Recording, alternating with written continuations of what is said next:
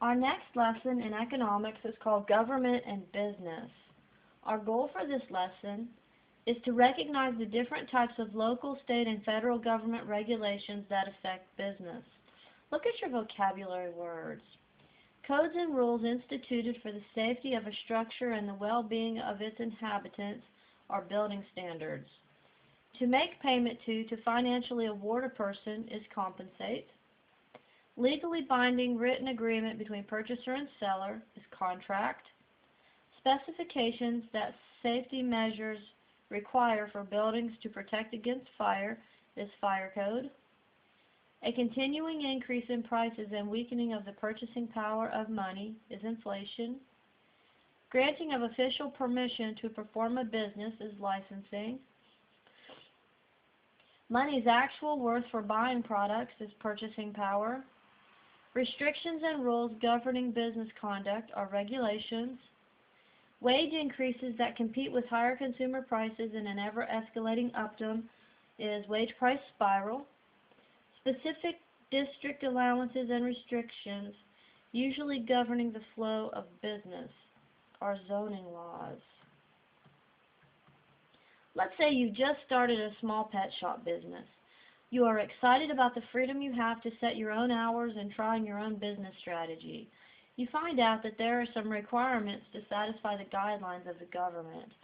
Having a business in a republic does not exempt you from abiding by governmental rules and regulations. Whether you are a computer industry or a car rental business or a candy store, there are guidelines to follow. Many times businesses will encounter problems if they are not ready and willing to work to meet government's regulations. This fact is true at the local, state, and federal levels.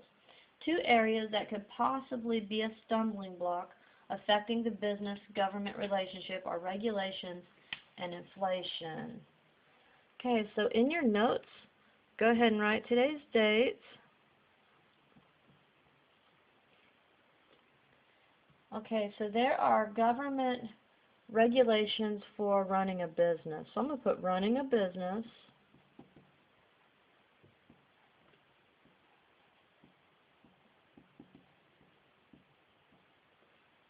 Okay, regulations.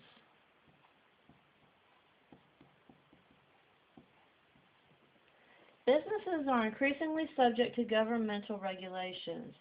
Most of these have to do with the safety of the individual who may be a customer of the business or a worker within the business.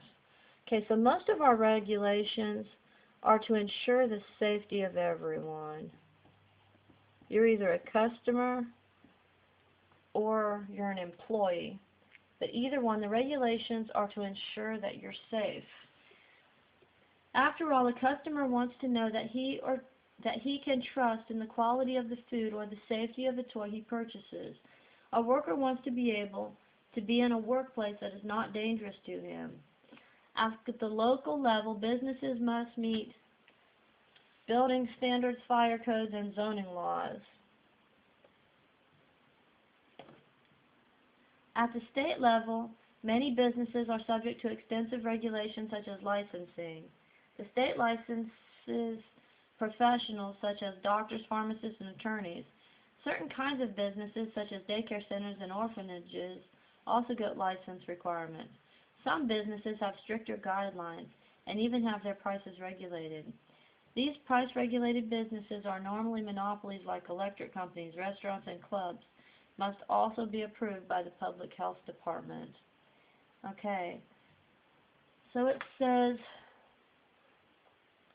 there are local regulations, and usually the local regulations consist of building standards,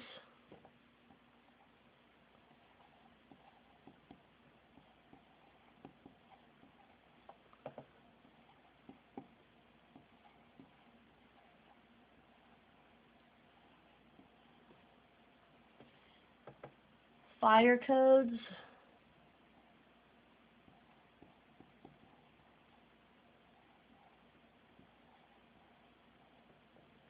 and zoning laws.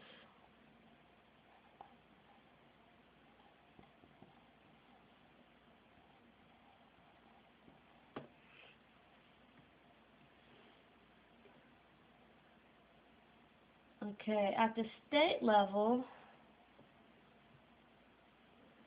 I'm going to put it up here.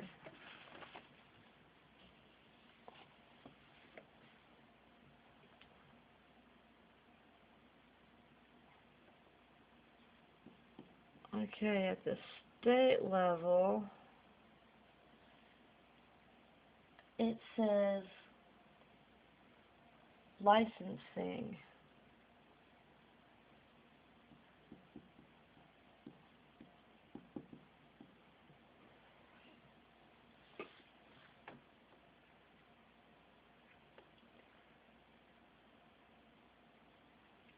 Okay. Some businesses have stricter guidelines and even have their prices regulated.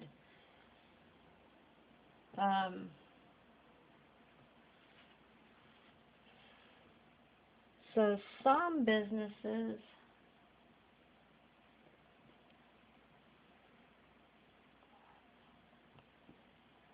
that have their prices regulated.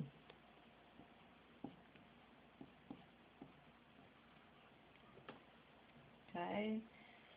Restaurants and clubs must also be approved by the Public Health Department. So there's health guidelines we have to go through as well. Health departments. So you have to pass a health inspection. The federal government also has a hand in regulation.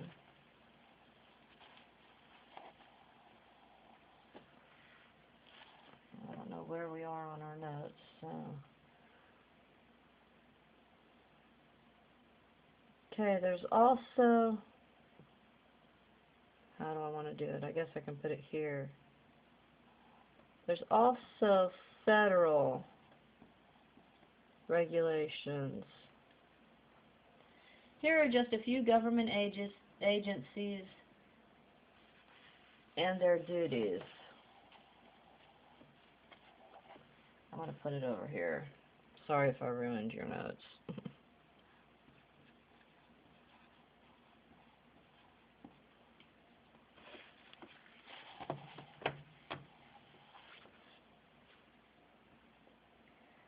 Okay, and I'm not going to write these down. You can if you want. The Federal Communications Commission regulates radio and television to the extent of licensing stations and policing programs. The National Labor Relations Board regulates and oversees hiring practices. The Federal Aviation Administration regulates the airlines. The Federal Trade Commission regulates all credit transactions. The Securities and Exchange Commission regulates the stock market. The Federal Reserve Board regulates the banks. The Food and Drug Administration assesses all foods and drugs consumed.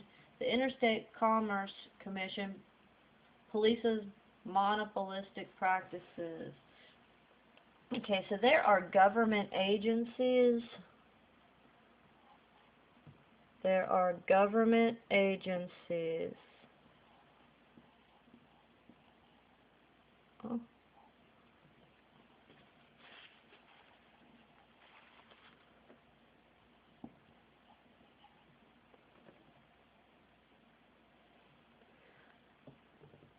That have particular regulations that help regulate businesses. I'm not going to list them, but I will put that there are government agencies that help regulate businesses, and we just read a few of them. You might think that with so many agencies, there's no real chance for a business to have any freedom to excel. However, because of the safety and morals that are enforced because of the regulations, the consumer feels a lot safer. Businesses must also deal with the situation brought on by the government control. Inflation.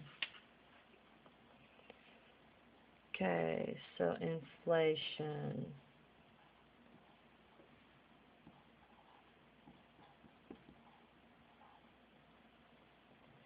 As the government creates money, there is a risk of inflation. Inflation is an economic condition in which the money supply is increasing faster than the supply of goods and services. I know this is already in your notes, but I'm going to put it there again. It's when the money supply is increasing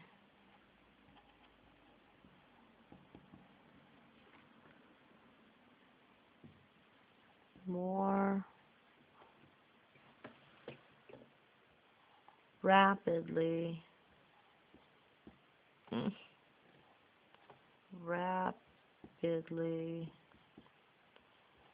than goods. Okay, this is than, T-H-A-N. Okay, because remember, money follows the law of supply and demand. If we have too much money, it's not worth anything. Okay? Alright. In other words, there's too much money is on hand and people are purchasing too few goods. When supply exceeds demand, the price or value of money declines. The value of a unit of money increases as it is able to purchase more goods and services. It decreases as it is able to purchase fewer goods. The result of inflation is a rise in the general price level. The more money the government creates without a commensurate increase in production, the higher the price will be, and the fewer goods money will be able to purchase. Here is an equation to make it easier. Inflation equals more money plus fewer goods.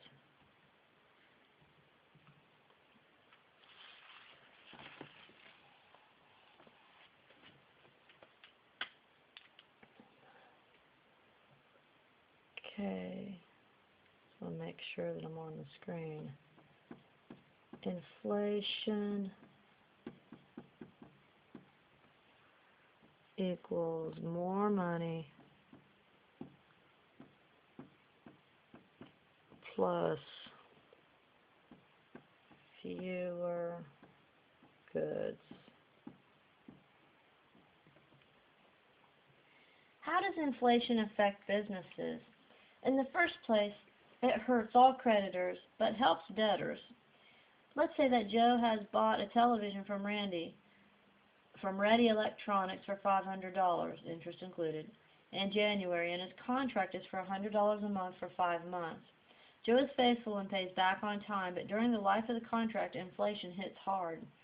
The $500 is worth only about $450 in purchasing power because of inflation. Though Joe has paid his bill faithfully, Ready Electronics has been hurt because of inflation.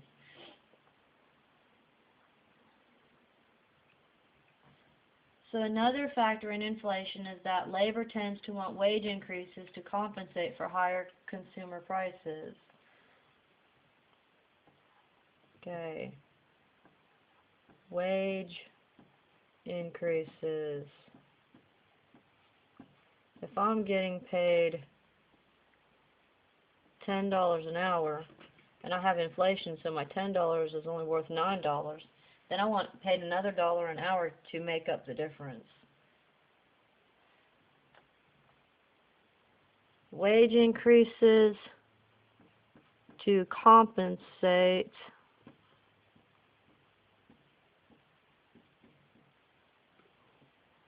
higher prices.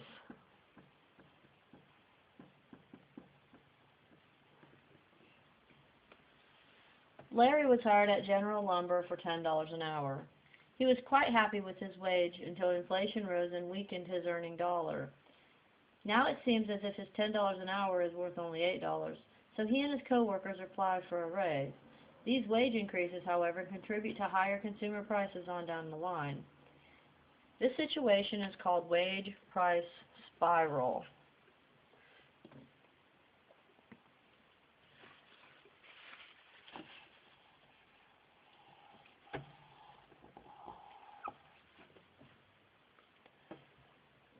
Okay, so this increases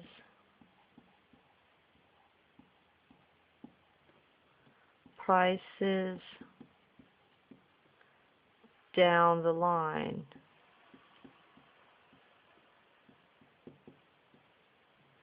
Because if I'm a business owner and I have to give my employees a raise, then I'm going to raise the prices on everything so I can afford to give them those raises. And so it increases prices everywhere. So this is called wage price spiral.